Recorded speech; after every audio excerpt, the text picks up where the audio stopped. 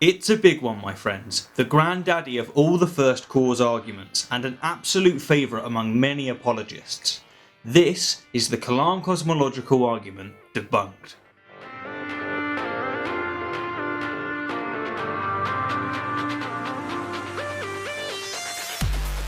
The history of cosmological arguments, or first cause arguments, stretches back to Aristotle and beyond, where they were used to prove the existence of gods such as Zeus.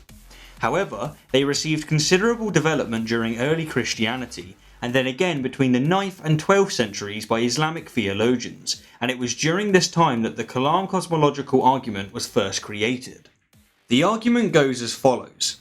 Whatever begins to exist has a cause. The universe began to exist.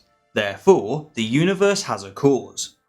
Before we proceed to debunk this argument, it should be stated that William Lane Craig is predominantly responsible for restoring its popularity, as in 1979 he comprised a defence of the Kalam cosmological argument in the form of 2 additional arguments.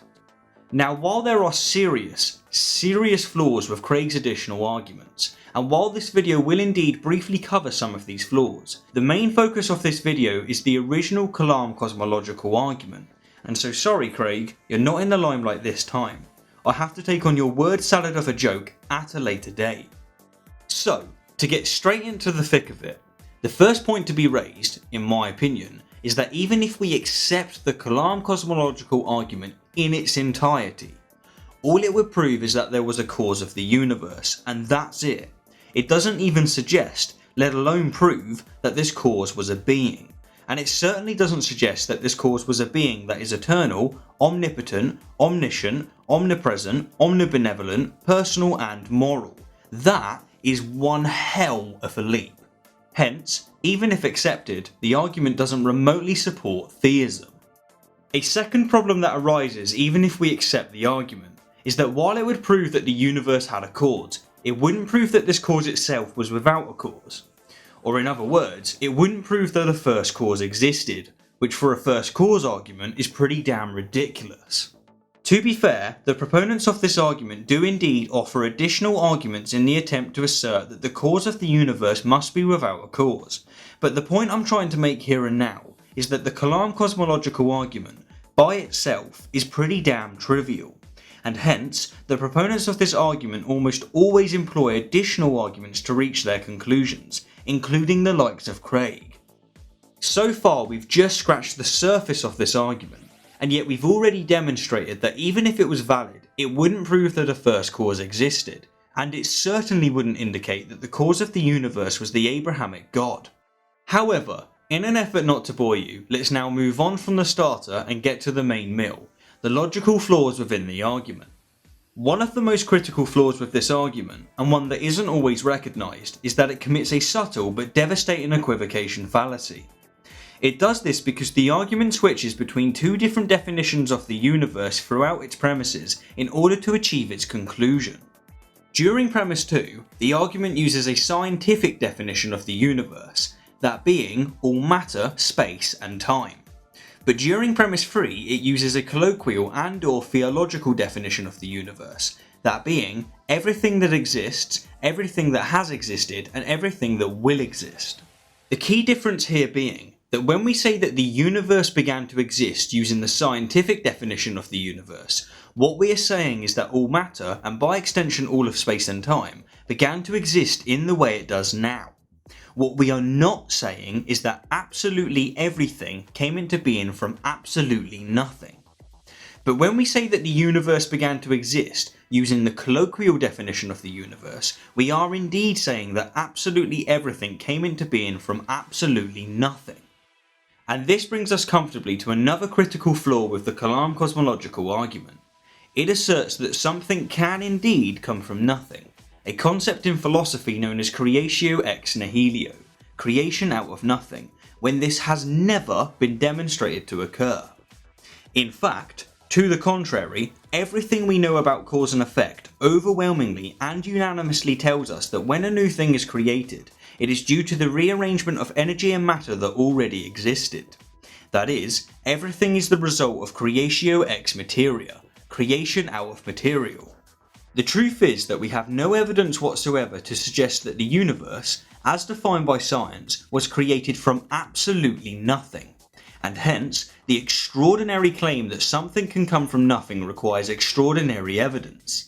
And yet the best response the proponents of this argument have offered so far is the assertion that absolutely everything began to exist at the Big Bang, which again simply isn't what the evidence suggests. Yet another defeating flaw that the proponents of this argument commit, but not a flaw that the argument itself commits, is a special pleading fallacy. As already stated, the Kalam cosmological argument by itself only asserts that the universe had a cause. But the proponents of this argument go a step further. They assert that the cause of the universe didn't begin to exist, and therefore it didn't have a cause, without adequately justifying why this cause is an exception. In general, these proponents argue that, because cause and effect cannot occur without matter, space and time, and because matter, space and time began to exist as a result of the Big Bang, then whatever came before the Big Bang could not have had a cause. But to state it for a last time, the claim that matter, space and time began to exist at the Big Bang is not substantiated. To quote Sean Carroll, a cosmologist who in my opinion is remarkably articulate on this subject, the correct thing to say about the Big Bang is not that there was no time before it, but rather that our current understanding of the laws of physics give out at that moment in time. And this leads us to the last flaw I'm going to point out in this video, and it's another flaw that isn't committed by the Kalam cosmological argument itself, but it is very frequently committed by the proponents of this argument. Beneath all the additional arguments and word salads, the proponents of this argument are essentially making an argument from ignorance. What it all really comes down to is the claim that since no scientific explanation can provide a causal account of the origin of the universe, the cause must be a very specific God.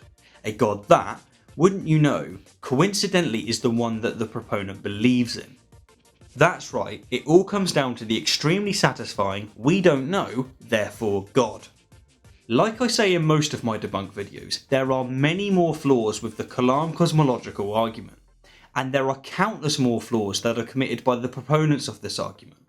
But to recap just the few we've risen here, the Kalam cosmological argument is trivial and or useless because, even if accepted, it doesn't support theism, and even if accepted, it doesn't suggest that a first cause existed.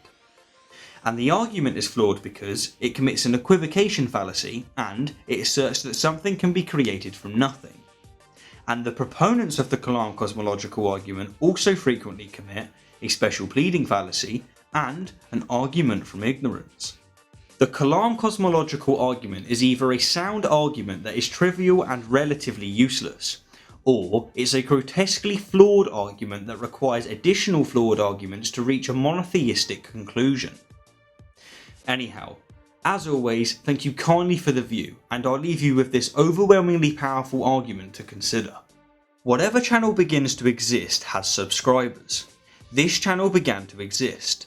Therefore, this channel has subscribers, and it loves them dearly. All 293 of you. Thanks guys.